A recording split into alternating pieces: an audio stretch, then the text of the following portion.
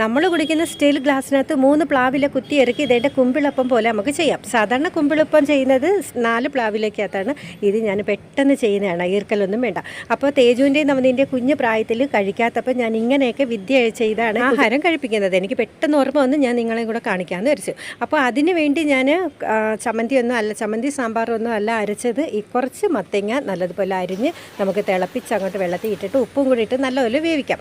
എന്നിട്ട് വറ്റൽ മുളകും വറുത്തതിന് ശേഷം നമുക്ക് ഇച്ചിരി വാളൻ പുളിയും കൂടെ ചേർത്ത് നല്ലപോലെ പൊടിക്കാം. പൊടിച്ചതിന് ശേഷം വെള്ളം ഒഴിച്ച് നല്ലതുപോലെ അങ്ങോട്ട് അരച്ചെടുക്കാം. എന്നിട്ട് ചീനിച്ചട്ടി വെച്ച് എണ്ണ ചൂടായിട്ട് വരുമ്പോഴത്തേക്ക് ഉലുവ, ജീരകം, കറിവേപ്പില ഇത്രയും കടുക് പൊട്ടിച്ചിട്ട് നമുക്ക് വെന്ത മത്തങ്ങയും കൂടി ഇട്ട് കുറേ നേരം സ്മാഷ് എന്നിട്ട് നമ്മൾ അരച്ച് വെച്ച വറ്റൽമുളകും കൂടെ ചേർത്ത് നല്ലതുപോലെ അങ്ങോട്ട് തിളപ്പിച്ച് അങ്ങോട്ട് എടുക്കുക. നല്ല അടിപൊളി ചമ്മന്തി വേണ്ട. അപ്പോഴത്തേക്ക് നമ്മുടെ പ്ലാവിലെ അപ്പോൾ റെഡി ആയിട്ട് വന്നു. അപ്പോൾ കുഞ്ഞുങ്ങളുള്ളവർക്കും അല്ലാത്തവർക്കും എല്ലാവർക്കും നല്ല അടിപൊളി ടേസ്റ്റാണ്. എന്നും ഇഡലി ചെയ്ത് ഈ വെറൈറ്റി ഇഡലിയും കൂടെ ഒന്ന് ചെയ്ത് നോക്കണേ. പിന്നെ മാവിനകത്ത് ഇഞ്ചിയും പിന്നെ നമ്മുടെ ജീരകവും ഇടാൻ മറക്കരുത് കേട്ടോ.